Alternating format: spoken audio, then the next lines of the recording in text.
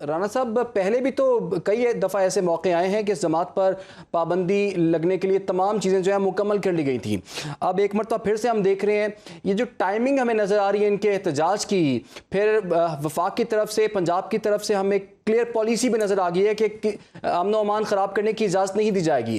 क्या होने जा रहा है आने वाले दिनों में इस जमात के खिलाफ? अब देखिए, एक चीज जरा क्लियर कर ले बात अपनी जहन में, और वो ये है कि इस वक्त as we talk there are 2 Indian generals sitting in Afghanistan. They are serving generals, ठीक है। वो 2 सर्विंग जनरल जो हैं वहां पे अफगानिस्तान में बैठे हुए हैं in the corridors of power, उन हुक्मरानों के साथ, अफगान हुक्मरानों के साथ इस वक्त बैठे हुए हैं एज वी टॉक। अब मसला ये है कि अगर वहां पे बैठ के, अफगानिस्तान के अंदर बैठ के 2 इंडियन जनरल्स उनको स्ट्रेटजी सिखाएंगे अफगानियों को कि जनाब किस तरीके से आपने दहशतगर्दी फैलानी है पाकिस्तान के अंदर, और जो प्रॉक्सी वॉर है उसको उठा के आपने कैसे लेके जाना है पाकिस्तान की टेरिटरी के अंदर, तो फिर हमें तो इकदाम उठाने पड़ेंगे ना। सो इसमें कोई रॉकेट साइंस नहीं है। मेरे ख्याल में ये काम तो बहुत अरसा पहले कर लेना चाहिए था कि जनाब अब इंडियन जर्नल बैठ के अफगानियों को बताएंगे कि जनाब किस तरह लड़ाई लड़नी है, और किस तरह बॉर्डर पे लड़ाई लड़नी है, और किस तरह दहशतगर्दी फैलानी है।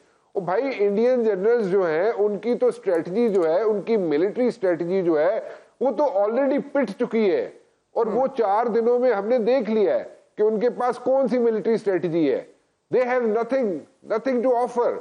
हाँ, पैसे जरूर लगा रहे हैं इंडियंस वहां पे, जरूर वहां पे पैसे की, वहां पे बोरियों के मुंह खोले हुए उन्होंने, डॉलरों के मुंह खोले हुए उन्होंने, और जो काम वहां पे पहले 1 रुपए में होता था अब वो समझ ले कि 10 रुपए लगाने के लिए तैयार है। मैं एक एग्जांपल दे रहा हूं, एक वेग एग्जांपल दे रहा हूं आपको।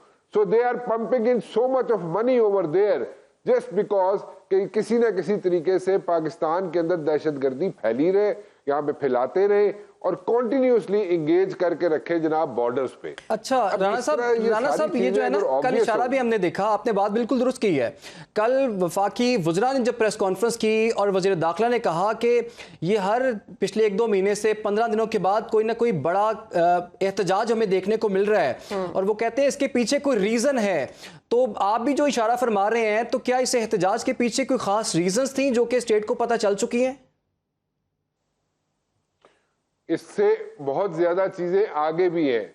मैं तो ये कहूंगा कि आप जो इंटरसेप्ट हुई हैं कॉल्स, जो स्टेट ने इंटरसेप्ट की हुई हैं कॉल्स, जिनकी वजह से, या जो बीच में फैसिलिटेटर्स है, let me put it this way, जो फैसिलिटेटर्स हैं उनकी कॉल्स जो इंटरसेप्ट हुई हुई हैं, और जिस तरीके से जो टाइमिंग की बात आप कर रहे हो कि जनाब ये टाइमिंग है, इस टाइमिंग पे जनाब आप जलसे निकालें, जुलूस निकालें, हड़तालें करें, ये करें, वो करें, वो टाइमिंग जो है उनका नेक्सस जो है आपको मिल चुका है। सही। हाँ, there must be a reason to it, जिस वजह से इस वक्त वो सारी कॉलेज सामने नहीं आ रही हैं।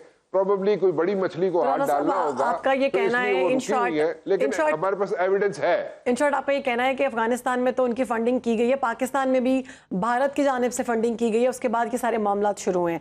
अच्छा, हम पाबंदी की बात कर रहे हैं, इससे पहले भी TLP पर पाबंदी लगाने की बातें की गई, इससे पहले भी 2021 में उनकी जानिब से इसी तरह का एहतजाज किया गया, इमलाक को नुकसान पहुंचाया गया, पुलिस अफसरों पर हमले किए गए, पुलिस अफसरों को शहीद किया गया, आम आवाम को भी बड़ा नुकसान पहुंचा। तब भी पाबंदी आयद करने की बातें की गई, पाबंदी आयद भी हुई, लेकिन उसके बाद फिर बहाली हमने देखी। अभी क्या हुकूमत के पास कोई है ऐसी पॉलिसी कि पाबंदी तो आयद हो जाएगी लेकिन उसके बाद फिर सुलह सफाई वाले मामलात की तरफ नहीं जाएंगे? मेरे ख्याल में अगर हुकूमत इस बार फिर सुलह सफाई की तरफ जाएगी और अगर सोचेगी भी, तो मेरे ख्याल में वो डिजास्टर होगा। वो डिजास्टर सिर्फ हुकूमत का नहीं होगा, वो डिजास्टर इस मुल्क का भी होगा। तो अनफॉर्चुनेटली ऐसे इकदामात नहीं करने चाहिए कि वो जनाब फिर बैक टू स्क्वायर वन वाली सिचुएशन में जाएं ये लोग।